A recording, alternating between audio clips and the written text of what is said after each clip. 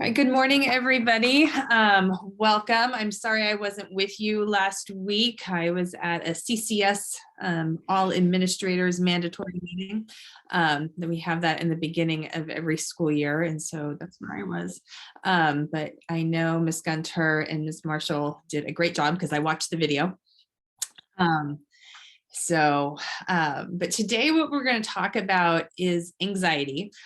This is, I think Ms. Gunter, Ms. Marshall mentioned last week in their presentation that anxiety is like the number one issue that we face with our students in terms of mental health. It's by far the most common referral that they get.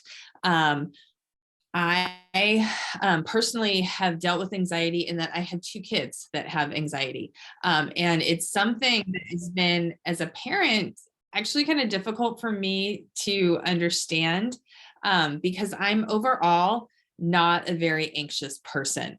I think Ms. Gunter is going to laugh at me because this morning I'm texting her like, okay, you're going to be there this morning, right? Because I don't have a backup plan. That's not really anxiety. That's more me being like, oh, but like, even like if she were be like, no, sorry, I'm not gonna make it, I would have winged it. I would have thought of something. I would have figured something. I'm not one that panics and gets overly anxious to the point where I can't do something, which is what we're going to talk a lot about today. And with our teenagers is we see a lot where they have this crippling anxiety where they just like can't do it and like won't do it. And I see that, like I said, my two kids, my daughter now is in college, is doing very well. And so she's been able to like figure this out and overcome it. But my son, who's 13 and in the 8th grade, this is something that we're like actively dealing with him, and like how we have to prep him for different situations and, you know, give him the supports that he needs so that he's able to be successful. So that's our topic today. I'm going to let Ms. Gunter lead us. Did you send me the? I did. Are you sure you did? Because it's not coming up on my. I think I just shared it with you. I think that's what I did. Check. Let me see if it's in my drive. You can keep talking. I'll search for it. Okay. You were frozen for just a second, so hopefully that's, I don't know whose connection that was, but so my anxiety story is a little bit different. I also have 3 kids with anxiety, and their anxiety all manifests in very different ways. For my family, anxiety is just something that we've all struggled with, some of us more than others. When I was a senior in high school, I actually had to stop going to school because my anxiety was so debilitating. And so if that's not your kiddo, that's okay. Stay tuned, because anxiety is on such a spectrum. You know, some people are just like, they get burned out and overworked, and you see like those perfectionistic tendencies. That's also anxiety. And then some people have panic attacks. Some people are worriers. So I think all kids will probably fall somewhere in that line of how they manage their stress and anxiety. So even if your kiddo was not one that's like completely incapacitated by it, like there's going to be information for you, because I think that all students throughout their high school experience are going to one time or another experience major amounts of stress or anxiety. And we want to make sure that we're equipped to recognize it and help them where we can. Ready for me to share my screen? Yay. So those of you that have been around here with us have probably seen this presentation before, but there's always new little bits of information or examples that I'll share, because it is such a big deal for us here. You know, I mentioned this in all my presentations, is that last year we had about 350 referrals, which mean like somebody referred a student to talk to a social worker. That's a really high number. And we calculated just the other day, and about 70% of them were anxiety based.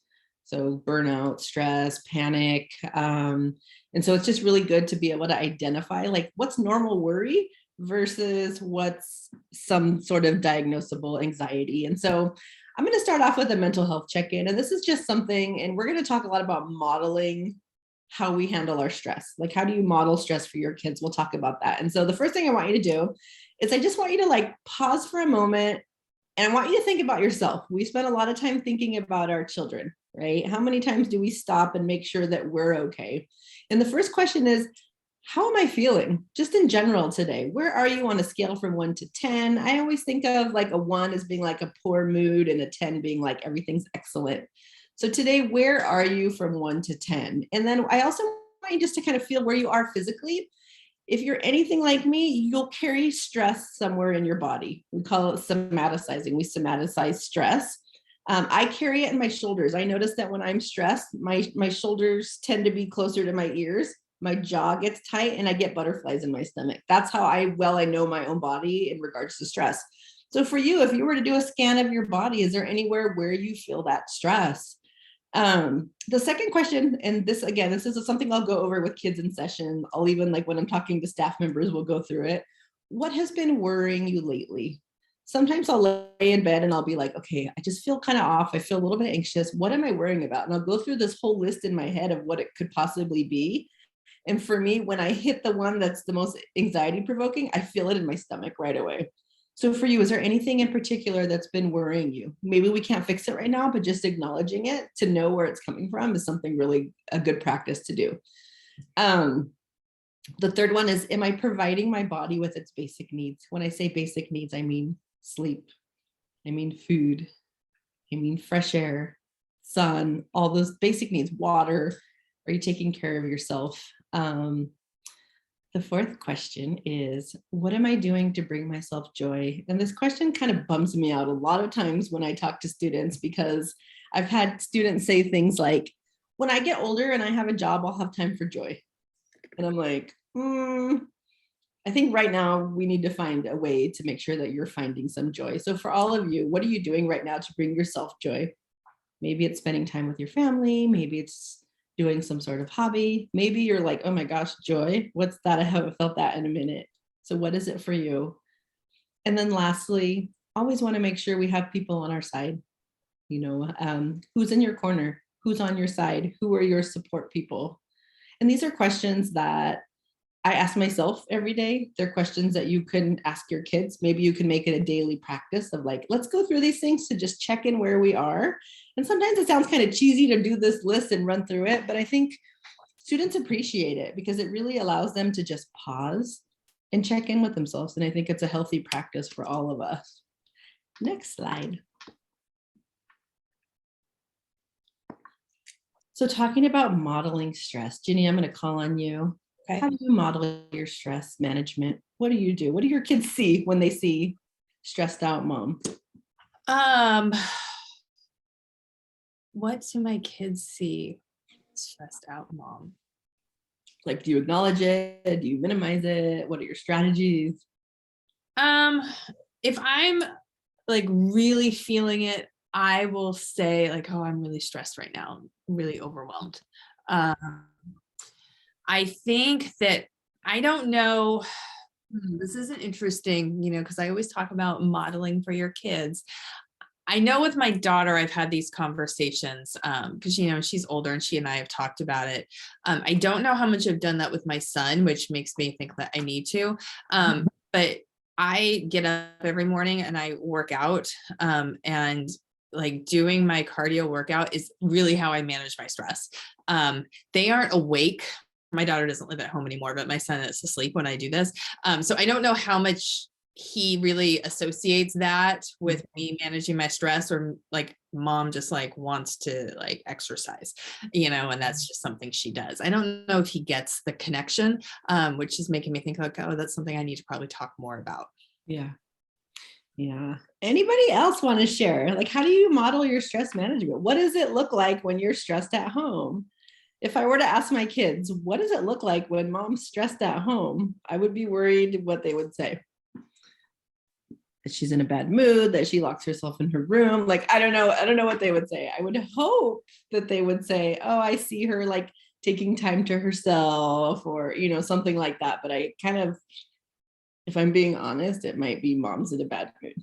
Or mom orders DoorDash when she's stressed because she doesn't want to cook or something like that. So for the rest of you, like, what would that be? Do you acknowledge it? Do you call it out like, hey, I'm really stressed right now? do you downplay it because you're supposed to be this tough mom who can handle anything? Have you gotten help for it? Is that something that you talk about at home? Like, hey, if you're feeling super overwhelmed, there's help available for that. Is that something that you've ever said to your kiddos? What are your coping strategies? Let's see. It says stress is part of life with work, kids, and many other factors. I spell it out that I'm stressed, so keep away and don't disturb. I love that. Like just using straight words, like this is what's happening for me right now. And they know, right? And they probably do stay away. I like the stress is part of life. I mean, because like it's constantly there. I mean, I think as parents, you know, a lot of us are working and like you've got your kids and then you've got other stuff. And one thing that I'm, you know, and those of you that have been with us for a couple years know that like my parents are aging. I deal with my parents' health and like having to like, you know, my mom's in a rehab center right now and having to like go there every afternoon and like, you know, visit with her and take care of her and like dealing with all that. It is super stressful. It's just a part. It's just kind of a constant, right? Mm-hmm. And I feel like if I'm not managing it well, that's when it blows up. And then my family knows that I'm stressed because like I stopped managing it. Yeah. Yep. So however we manage it tends to be like the way that, you know, our kids are going to manage it. I have this weird, like, I'm actually embarrassed to share it, but I'm going to share it anyways. When my mom was stressed, she told me this years later. She's like, when I was stressed, I would literally go to Jack in the Box, get a Diet Coke, a couple tacos, and sit in my car for 2 hours.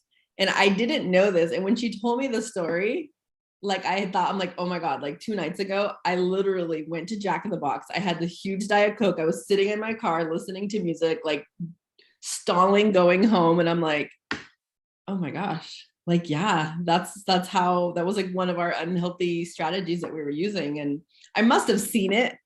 I must have known she did it or something, or maybe it's in my DNA. I don't know.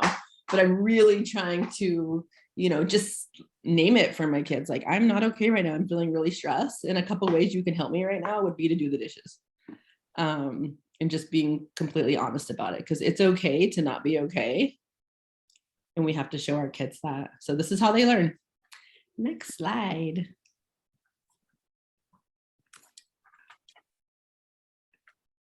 Oops. So I'm not going to go through all of the questions, but this is just, oh, I'm going to read. You want to read that question? Yeah. Sometimes there's so many things that each of us do to relieve our level of stress. At times we do it to go for a walk, remove yourself from the environment that may be causing the stress. Yeah. Just like a timeout from reality. I mean, you know, you talk about like sitting in your car. I do that too. Like I like, and it's not like I sit in my car for a tremendous, like sometimes it's just like a minute or so, but I do it when I pull into work. I do it when I pull into home. Like you just need that moment of quiet before it, like everybody's going to like bombard you with everything. Just like, okay, take a deep breath. It's okay. It's almost like a transition spot. Like, okay, I'm ready to transition into mom. I'm ready to transition into social worker. Yeah, my car is very safe for me. So when we're talking about stress, it's like you said, it's like, it's a natural part of life, like all these things that are going on. And so this is just a list of like checking in with yourself again. And again, I won't go through all of them, but, you know, just take a brief look over, you know, are you feeling swamped? Are you feeling unmotivated? Do you feel like things keep piling up on you? Like, what's the status of your life right now? How are you feeling? Like, if you're really taking the time to check in with yourself, you know, do you feel that stress is negatively impacting your life? What are your worries right now? Next slide. So stress has such a bad, like a negative connotation. Stress is so bad for us, but stress is really just the changes our mind and body experience when they're responding to something that's changing in our environment, right? So when you think of stress, stress can be good or bad. If, you know, Miss Davis tells me I have a deadline to get something done, I'll get like a little bit like, okay, I got to get this done. And that stress of that deadline motivates me, right? And so stress can be good. That can be a good thing. If I don't have the stress motivating me, I might tend to get a little bit lazy, right? Stress is my body's way of handling and responding to any kind of demand or threat. It can help us or harm us depending on how we react to it. So there's a comment in the chat or question. My kid is dealing with stress and anxiety due to some grading issues in one of the classes and reaching the breaking point. She's a good student, has records of her submission, but for some reason the assignment's not showing up. How do we help her communicate with her teacher? So this is one thing that I think is a really great strategy. I'm glad this question's here because this is something that I think is really important for us as parents of high school kids to do. And even if you have some middle school kids starting to train them to do this, you want your kid to actually email the teacher. You don't want you to email the teacher. Have your child email the teacher, but help them write that email. Sit down with them, have it come from them, but you help them do it so that you're supporting them, but then they are being proactive and being the one to reach out to the teacher and not just dependent on you, mom or dad, doing it for them. I love that you said that. How do we help them communicate? Because it's true.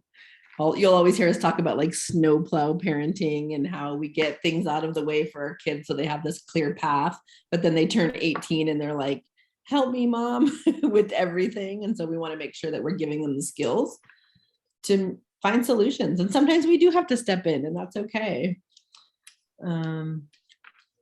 So if you like have reached out and then they haven't responded, and I would make sure that, you know, the teacher is not, maybe the teacher talked to them in class. So it may be that they're, so I think, you know, if this is becoming more of an issue, like just email me offline, and then we can get into this, because sometimes like there's general advice here, but if you've got a specific issue, just email me offline and then we get into it more in depth. Okay. Are you ready for the next slide? Yes. So just another, you know, positive versus negative stress. Positive stress can be motivating. It protects us, right? You see a dog coming at you down the street, your heart starts racing, you get prepared to run away or fight. You know, that's a good thing. It makes us more alert. It improves our brain function. We are really hyper focused. But on the negative side of stress, if it becomes too much for us, it can be demotivating. It increases our risk of anxiety and health issues. Our energy is poor. And so when you think about stress is intended to be something that our body experiences for very short amounts of time, very, very short amounts of time. Think back into like hunting and gathering days, right? Where you go out and you're hunting and there's a lion and it's very scary and you have this experience of your heart racing and you run away and then you go back to your cave and you're safe, right? And so that spike in our stress level and our adrenaline is very temporary. Now we fast forward to right now when kids are stressed with 4 AP classes, when they're stressed with situations with social media, with their family, with relationships, all these things. And it's that same stress response that you would get if you were being chased by a lion, but it's happening all day long. So there's like no respite from that amount of stress. So think of their bodies and our bodies as being stressed out and quote unquote chased by a lion all day long. What does that do for them? It decreases their energy. It makes them irritable. We have more health issues. So stress is supposed to be short amount of times, but just the nature of our culture right now is that it's constant stress. So think about a time of like, when's the last time you didn't feel stressed? Anyone?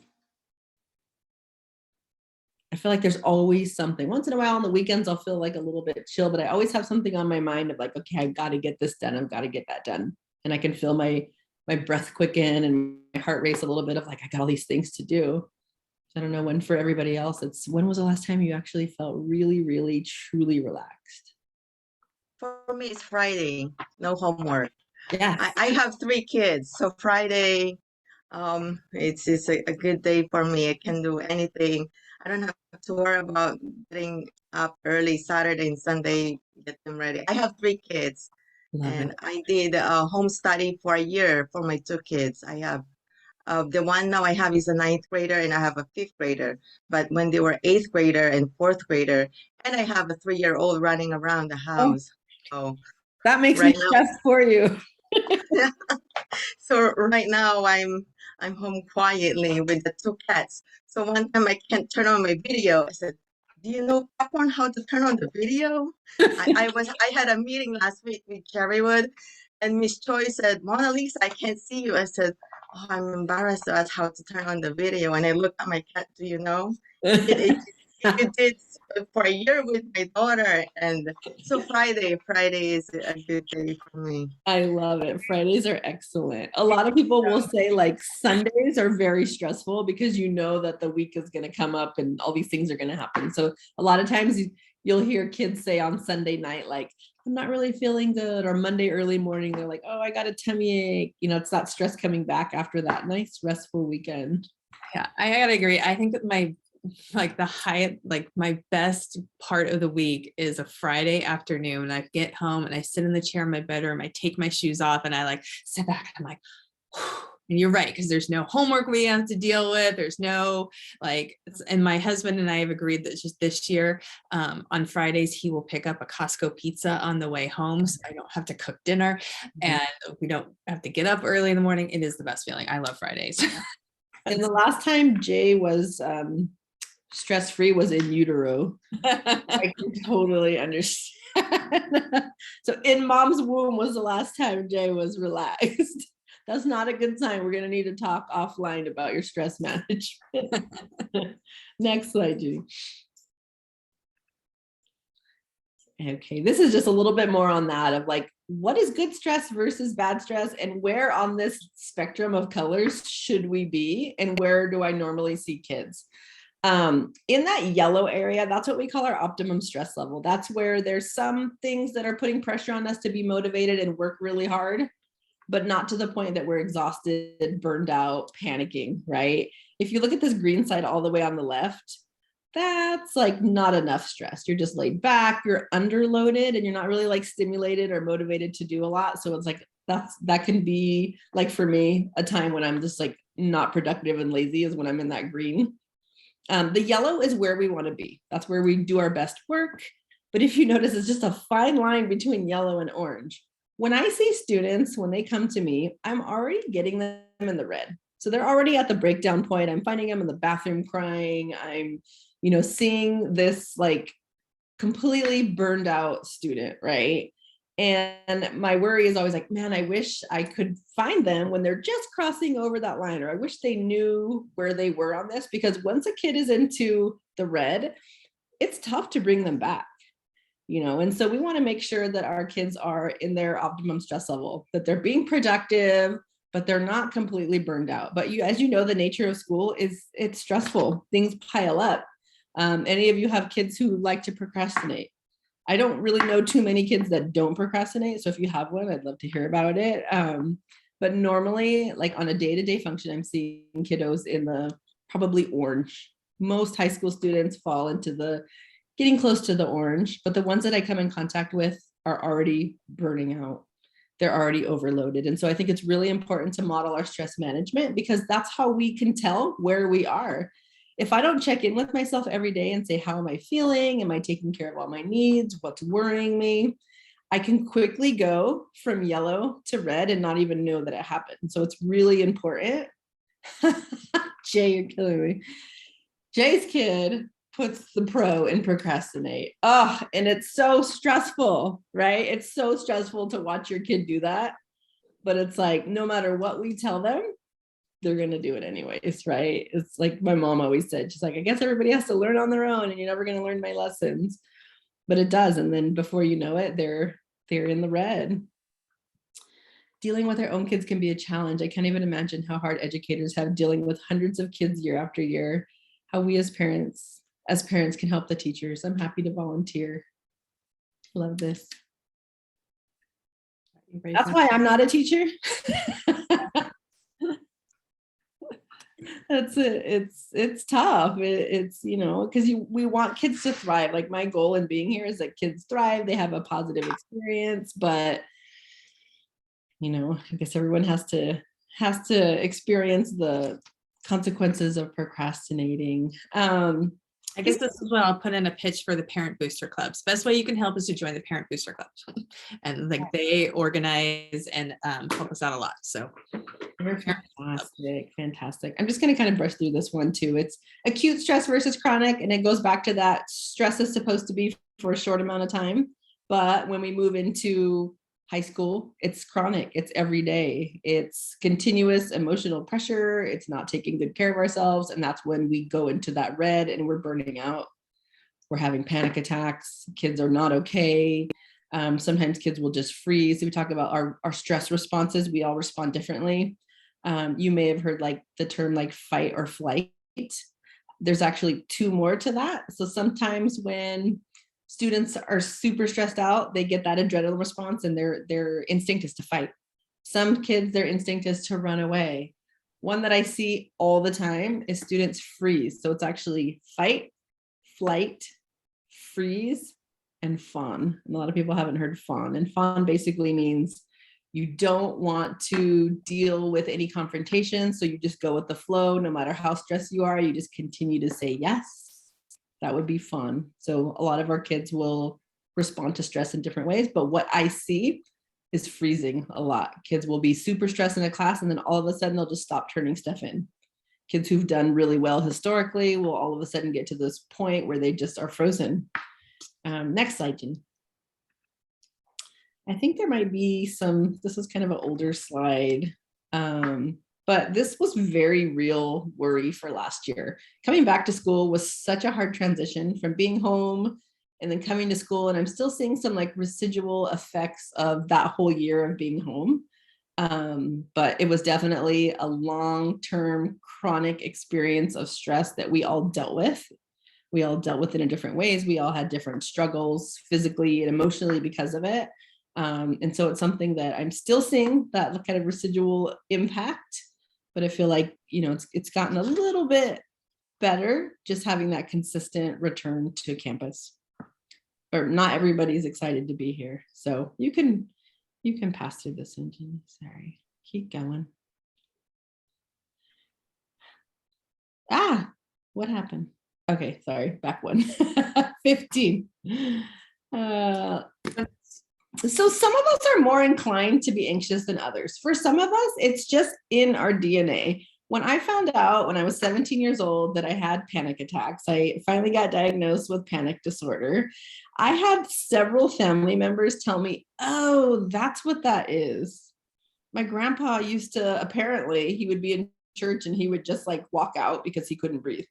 And then my dad's like, oh my gosh, that's what it was. So it is very, very hereditary. So maybe that's just something that's in your family. So these are just risk factors. You know, puberty and hormones do a number on our mood, on our levels of anxiety, just mental changes from being a teenager. Like the teenage years are like this perfect breeding ground for anxiety, right? Emotional changes, moody kiddos, you know, trying to differentiate like what's normal teenage mood versus what's depression and anxiety. Those are really hard things to feel out. If you ever have a question about whether my kiddo is maybe depressed or maybe if this is normal, you are always welcome to call myself or Mixed Marshall and consult with us about a specific situation. Socially, this is like the most challenging time in life. They are pulling away from us. They're leaning on their friends. Sometimes that's a good thing. Sometimes that's not. They're trying to figure out who they are. You know, with autonomy, they want to be independent, but they still need us for a lot of things. So we're trying to find this balance of like how to support our kids, how to not enable our kids, and how to like be by their side while they mature and grow and go through all these difficult things. So just adolescence in general it's really tough. Like I empathize, and you know, I'm a bit older than the kids. So a lot of the stressors that they're dealing with now are things that I never had to deal with.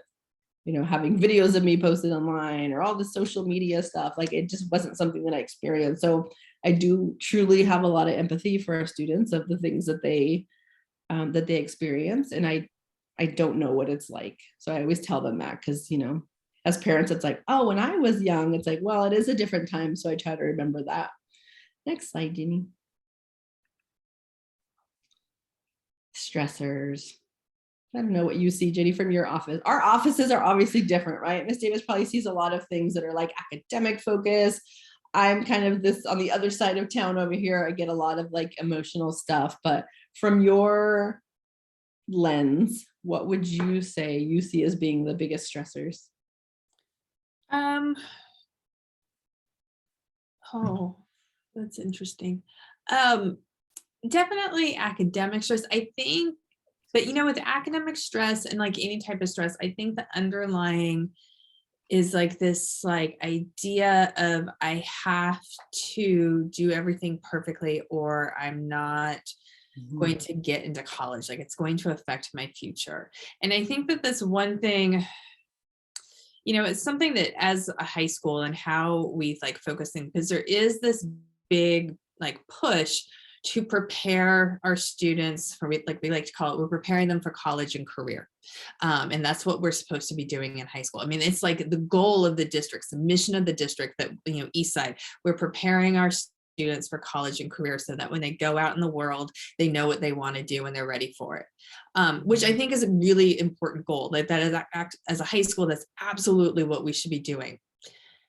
At the same time, there's so much pressure that we put on kids to like figure out, like right now, like, the counselors are presenting this week to the freshmen and sophomores about, okay, this is your plan. This is what you have to take in high school. This is what you have to do. This is A through G so that you can get into a 4-year college. So, and like, what we don't ever talk about really enough is it's okay to screw up and not do it perfectly.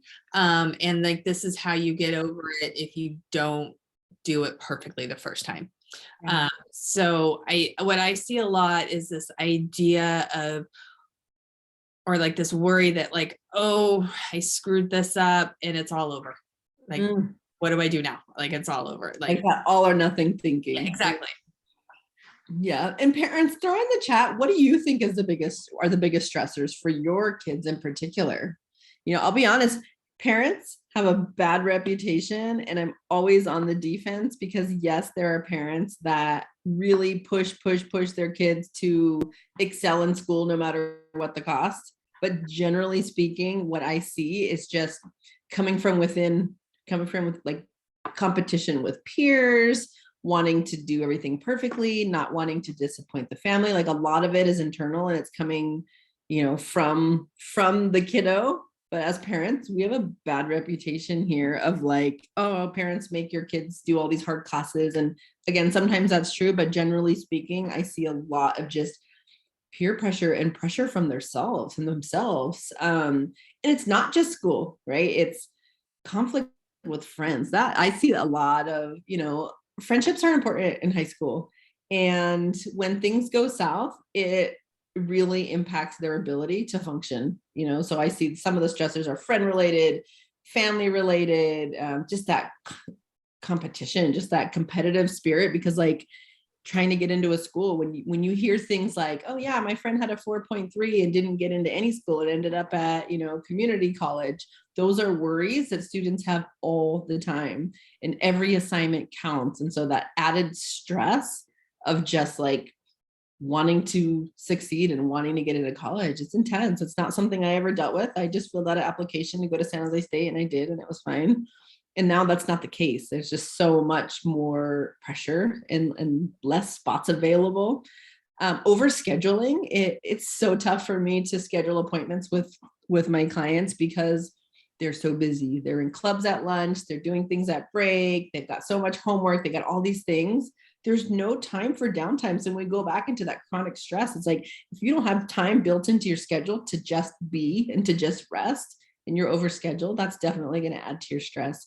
So that lack of downtime, like, when do you just chill out? And they're like, what do you mean? And I'm like, just do nothing. And they're like, I don't have time to do nothing. And it's, so parents, what are you saying for your kids? What do you think it is? And I always wonder, is your suspicion of what's the most stressful factor in your student's life actually what their biggest stressor is? Lack of sleep. All the time telling students there's no amount of therapy, medication, group therapy that is better than a full night of sleep.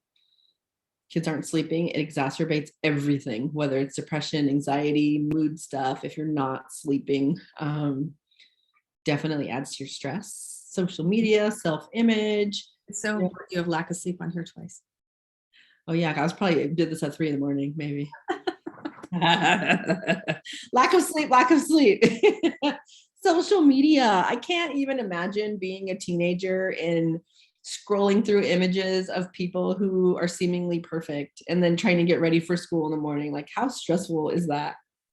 we're teenagers. Go ahead and go to the next slide, Jenny. Well, one thing I want to say is just some of these topics like family conflict, we talk about, we're actually going to call it family communication. We're going to talk about the importance of sleep. We're going to talk about social media. So these are topics that I have planned throughout the year that will really kind of dive in like deeper into these particular areas with the idea of helping you as parents combat this. So agree with Ms. Gunter and Ms. Davis, the academic performance profession, the pressure is immense. Even a normal conversation, first question from family and friends is, what do you want to do for college? Have you picked a major? He emphasized go on the go and giving the best and listen to her calling. That's good. That's another thing that we're going to talk about this year. We do one, like we do it right when we come back in January. It's called Finding Your Spark, and like that idea of like finding your calling, and like this is really so that you're passionate about something, and how we do that for ourselves and how we help our kids do that. But yeah, absolutely. I love having the conversation with students. I'm like, so what do you want to do when you grow up? And I'm like, I'm just kidding. You don't have to know. You're 15. And they're like, okay, cool. If you know, fantastic.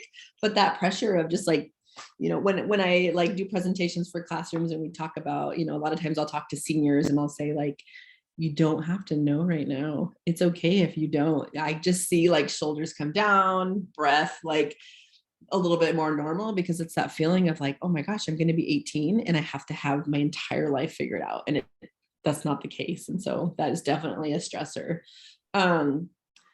Generally with referrals, I'm getting a lot of self-referrals. And so this is just kind of you can take a minute to read these if you can see a screen right now of what I hear from students and how anxiety is manifesting for them. You know, I can't sleep. Once I'm alone in my room, the thoughts come flooding in. There's so many of them, I can't even just grab one. That's something like we call generalized anxiety disorder, of just constant worry, where it's hard for people to function. I definitely see students who are not okay. And as a parent, the next few slides, we're just going to go over ways of how to identify that, how to know if your kiddo is really struggling, and how do we best support them. Next slide, Jen. What are you looking for? Biggest thing to look for is any significant changes in behavior. If you notice that your kiddo is, you know, spending a ton more time in the room, you know, part of that is normal, but I'm looking for like the biggest changes. So if that's something they've always were kind of doing, that's different than someone who was used to coming out for dinner and now has just been locked in their room for a week, a little bit different. So things looking for irritability and moodiness. I know that's like, they're all like that, right? But just noticing those big changes. If that's not normally their personality and you're noticing that they're really snappy or they're really just in a bad mood, not wanting to talk to you, things like that. Withdrawing from activities they used to enjoy. Sometimes with depression and anxiety, we'll see, you know, maybe a student's passionate about skateboarding and then all of a sudden they just don't care to do that or don't have the motivation to do that. That's something that I would worry about. Constantly worrying and complaining. Again, that could be a teenage thing, but just noticing if that's not who they normally are and you're seeing that, that's something to be aware of. Avoidance of their friends, avoidance of their family. You know, maybe you'll notice them being a little bit more fidgety, looking for like their leg kind of shaking all the time. They're maybe picking at the skin on their fingers, those kind of things. Those are things that I would want to know. Sometimes with anxiety, students just need a ton of validation. And if you get a student who's just like asking you questions over and over of like, you know, are you like, I have one kiddo right now that's like asked constantly, like, are you proud of me? Are you proud of me? Are you proud of me? That's like coming from a place of anxiety. So just look for that need for reassurance. Giving up, you see they're not turning in assignments like they once were. Sleep patterns are always a good indicator of if something is going on. Are they sleeping too much? Are they not sleeping at all? Do you notice that they've slept 13 hours and they wake up and they're still exhausted? That would be something that would be something to look out for. Crying, sadness, negative self-talk. With anxiety, it's school avoidance is huge. You know, when your kiddo is saying they have a tummy ache and they don't want to go to school and you take them to the doctor and the doctor's like, no, their stomach's fine. Like those are definitely signs of anxiety. Changes in their appetite. Are they eating too little? Are they eating too much? And just general worry in general. And like again, these are things just to be noticing. And especially if you see a few of these pop up for your student, definitely feel free to call and consult, or I always say general practitioner is a good place to start. And then we'll talk a little bit more about resources. This is the not helpful slide, and I am guilty. And I probably came up with these because I probably said these to my kids, even as a professional. These are things that I've said. These are things my mom would say to me when I was having bad anxiety. My mom was very much a pull yourself up by your bootstraps kind of woman. Like, she didn't really have tolerance for, the weakness of anxiety when I was younger. She gets it now, but things that aren't helpful. Telling someone to calm down. My husband does this to me sometimes and it doesn't work in his favor. Telling someone to calm down doesn't actually make them calm down. It actually makes them really mad. Telling them it's all in their head. Don't feel sorry for yourself. Even if we're like so positive, like, you have so many good things and everything's going to be fine and everything's going to be great. When somebody's in a bad space and you say that, we call that toxic positivity. It's not helpful. It's not helpful for someone with anxiety. And although the intention is to be like the cheerleader and positive, it actually can have the opposite effect of what we would want. Parents take mental health issues personally. I've done this myself. I call a parent and I'm like, hey, your kid is experiencing depression or anxiety. And one of the first responses I get is, we give them everything. They have one job. They just have to go to school. It's not a reflection of your parenting. It's not a reflection of your lifestyle. It's not a reflection of you when a kiddo is experiencing a mental health related thing. So just remember that. So if you ever get a phone call from me, it doesn't mean that I think you're a terrible parent, because if that were the case, Miss Davis and I would be the worst. All our kids have anxiety. It's not a reflection of you.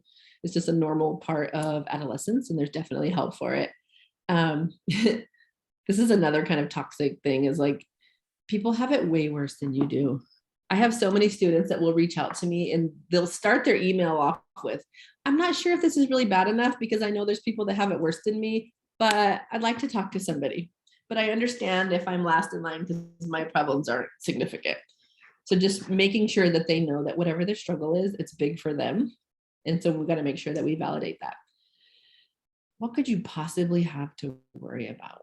I've said this, like, I pay your bills, I buy your clothes, I feed you. All you have to do is go to school and you're freaking out.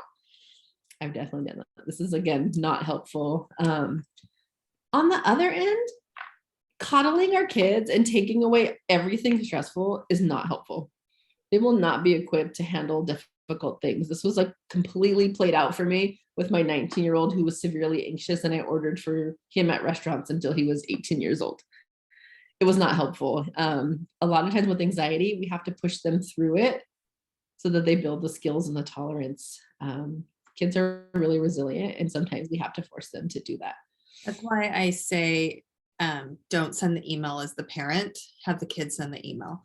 Mm-hmm. You can help them with it, but don't solve those problems for them. If you have a kid, my son is very anxious about presenting in front of the class. He has a 504 plan, and but one thing that we've done is we don't say that he can't do the presentations. We just ask the teacher, give us enough warning, like, don't have this be like sprung on him all of a sudden, so that we can practice with him at home and make sure that he's ready for it, and so then he can go and do it, so that we can support him. But you can't, like, the worst thing that you can do with anxiety, and there's been a lot of studies about this, about how to treat anxiety, and honestly, one of the worst things that you can do is to try to remove the sources of anxiety and eliminate that, because then they're not learning how to cope. Yeah. Sometimes it's frustrating when your kiddo is like feeling anxious, because sometimes anxiety doesn't look like what you would think anxiety looks like. It looks like defiance. I don't want to do something. I'm not going to do something, and we get angry. This is one that I have to tell myself every day. Telling others without their permission. In my family, just like culturally, like being like in a Mexican family, we tell everybody everything. All the aunts know everything, all the uncles know everything. And this has been like, it's felt really violating for my kids sometimes to discuss it without the permission. So just be careful. one-upping them, like, oh, you think you have anxiety? Well, mine was so bad that I had a panic attack and I passed out. Not helpful, totally invalidates where they are. Minimizing their feelings. Just make sure that you validate what they're saying. The more we do that, the more they share with us. Next slide. Any questions? If I call home and say, you know, kiddo is struggling with anxiety, the first thing that happens is they get this kind of grand inquisition. They're like, why are you anxious? You know, I hear parents say, why are you anxious? Why? And even for me, if I'm feeling anxious and my husband's like, why are you feeling anxious? Sometimes there's no why. And this tends to be the first question. And it's very, the intention is to be helpful and to get to know the situation better. But sometimes with anxiety, we don't know why. It just happens. And so if your teenager doesn't have the answer, it actually creates more anxiety. Like, oh my gosh, I don't know why. What's wrong with me? There must be something really wrong with me. Again, a lot of times there's no why.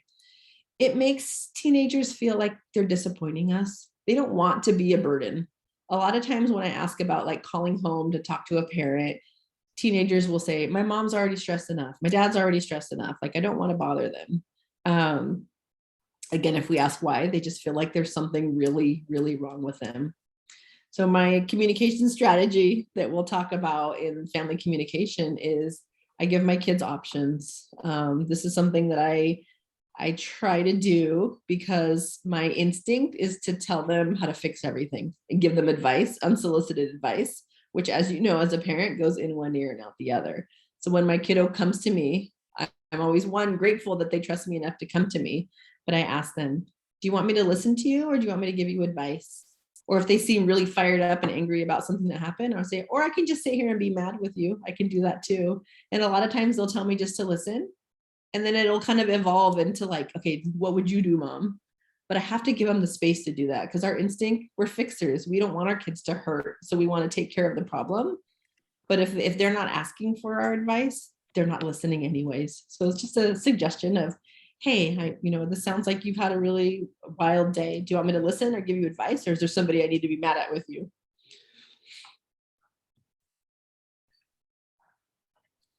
We talked about that. Next.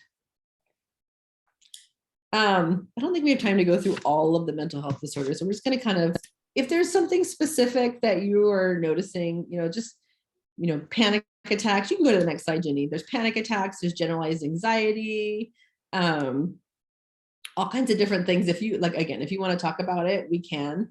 One thing to note is that with anxiety, there are so many options for treatment. A lot of times parents think like, oh gosh, my kid has to take medication. Although medication can be life-changing for some people, it's not for everybody. So just know there's so many different ways that we get better. People ask me all the time, how did you get through such horrible anxiety? And I would say that I had a kind of this variety of all of these things: therapy, making myself do things, pushing myself through, medication, group therapy, yoga, acupuncture, everything. It was like a full-time job to be well. And the main thing I just want to really, really put is like, it's okay to ask for help and we have to be prepared when our kids do. One of the hardest things as a parent for me was to be a social worker and then not be the person that my kids want to talk to. I had to kind of swallow my pride and just allow them to speak to who they're comfortable with, because sometimes parents are not the people that they want to talk to. And we have to be okay with that. And I'm still trying to be okay with that. Next slide. Just ways in general that we can help, going back to modeling our self-care and our coping strategies, modeling good boundaries, not taking it personally, making sure they eat. We can't force them to sleep, but we can definitely talk to them about sleep hygiene. We've talked about, Ms. Davis and I have talked about, like, what do we do with phones at night? I still am charging my kids' phones in my room at night because I know it impedes their sleep.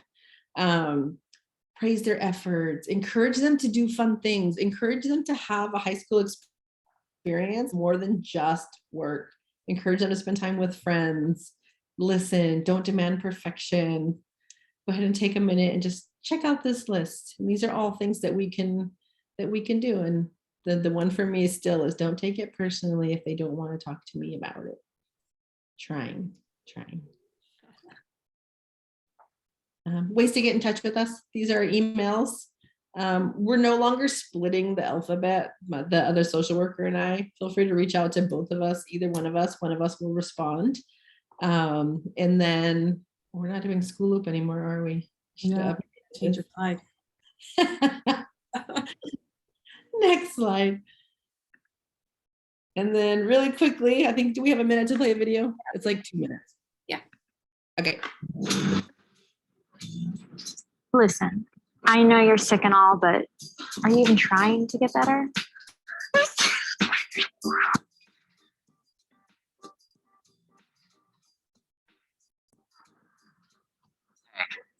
Look at it this way. There's plenty of people out there that have it worse off than you do. You need to stop focusing on the bad things in life and just try to enjoy it. It's all in your head. I don't think you need to be taking medication every day just to feel normal. Don't you think it's changing you? Listen, you really just need to suck it up. Like, everybody goes through this and you're just feeling sorry for yourself. Why don't you just go to the doctor? I can't. My insurance doesn't cover the flu.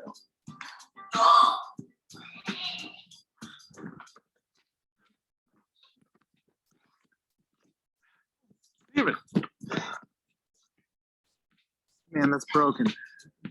You need to see a doctor. Seriously, I'm fine. I can get better on my own.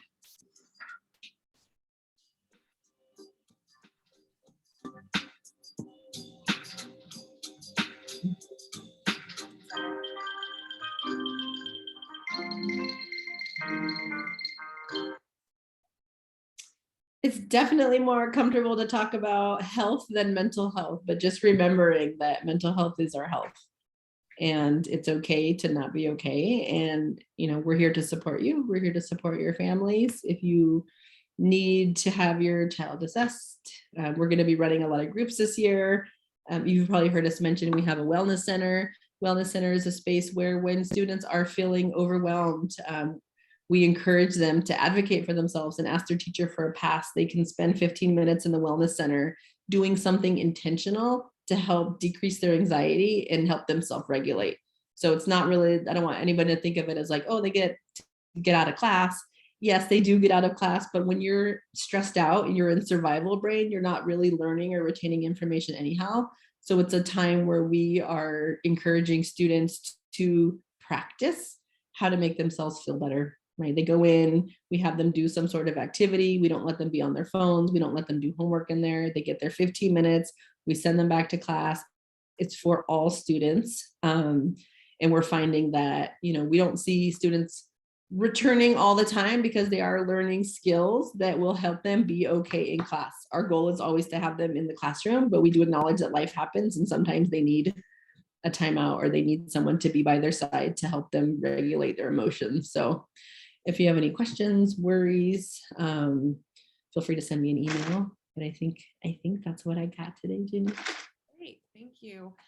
So I know this was a lot of information, but we wanted to do the topic of anxiety fairly early in the year because, like we said, this is very common with our students, not just here at Piedmont. It's common with all teenagers nowadays, but it is something that we see at Piedmont Hills a lot. And so we're actually really kind of making this a focus this year with our professional development with our teachers, so that hopefully we're training all of our staff to really recognize the signs of anxiety and know how to support our students with it. So that's our topic today. Thank you guys for joining us. Next week, some of the academic counselors will be with us next week.